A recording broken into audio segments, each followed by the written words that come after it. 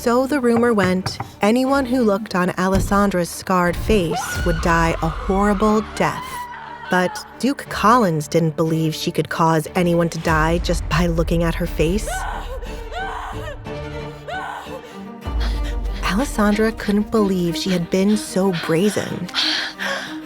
You got God. Alessandra muttered, leaning up against a tree now that she was finally far out of sight from Kate and the Duke.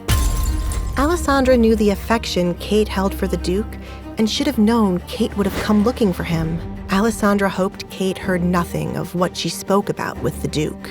What about a contract? A contract marriage. Kate was evil enough to spread what she heard about the contract to all of society. Oh, please don't let that be the case. Alessandra wished she could have stayed to hear what the Duke and Kate were talking about. She had to consider the fact that Edgar could tell on her at any moment. From what she had heard about him, he didn't seem like a man to joke around and make a fool of someone. He would not have invited her to his home if he was not serious about this. Alessandra could only hope she was right. She pushed any negative thoughts away. She would worry about everything else tomorrow, but as of right now, she was insanely hungry. Her food had not been delivered, and by this time, she did not expect to receive it. This was either Kate's or her stepmother's doing. Alessandra took a look behind her to make sure she wasn't followed this far. What she heard when she walked into the kitchen was nothing but chaos. Servers running all around, trying to get the food out to the guests. She called for the cook. No one seemed to realize Alessandra was in the kitchen as they scurried about. And Alessandra preferred that they did not notice her. It tastes a bit bland, don't you think? Mario spotted Alessandra and turned to another cook. Cover for me. The last thing Mario wanted was for Katrina or Baron Desmond to see Alessandra here. Follow me. They did not deliver my food. Mario closed the door behind them, releasing Alessandra's hand now that they were outside. It's that witch's fault. The Barretts had recently laid off half the staff.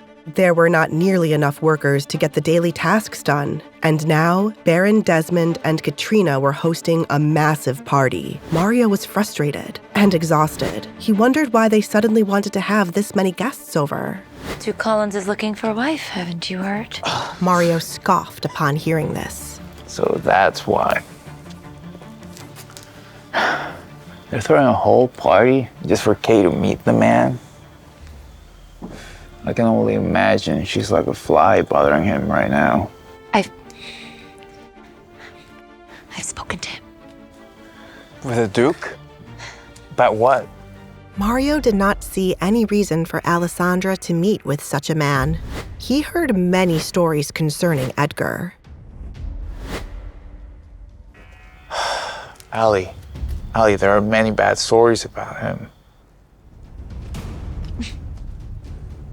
Well, there are many stories about me and my mask. Do you believe those? She asked, although she knew the answer. She was in no position to listen to rumors about others when the ones about herself were false.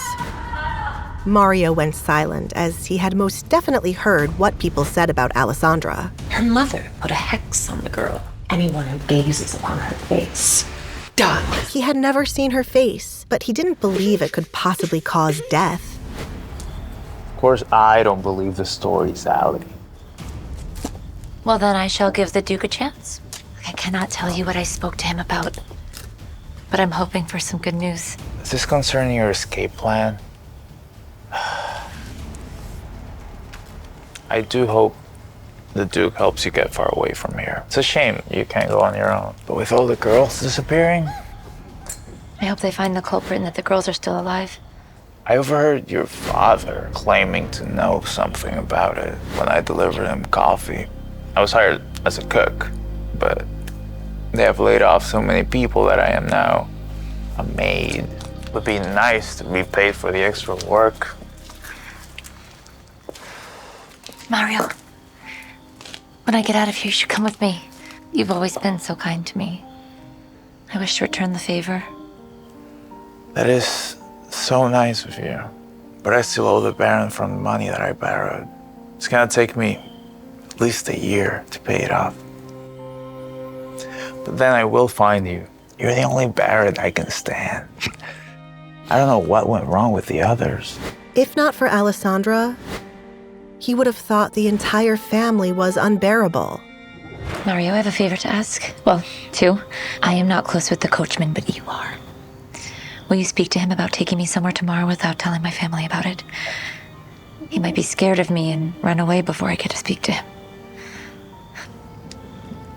Mario was the only person she spoke to like this, as he did not believe the rumors about her killing people after they saw her face, or the rumors of her actually being a ghost. That won't be a problem. I take it this trip has something to do with the Duke. I am wary of him, Alessandra. Even if you don't want to believe the rumors before meeting a person, there are still things that you need to keep in mind and be cautious of. Mario was not a fan of Edgar. I will take your advice, and I will be cautious. Besides, I have my trusty little knife. She took a small knife out from the pocket of her dress. Mario had stolen it a while ago and gave it to Alessandra as protection. If he tries to do anything, then bang. Be reminded, this is a knife, not a pistol. Now, what was that second favor you wanted to ask? But someone inside the kitchen suddenly yelled out.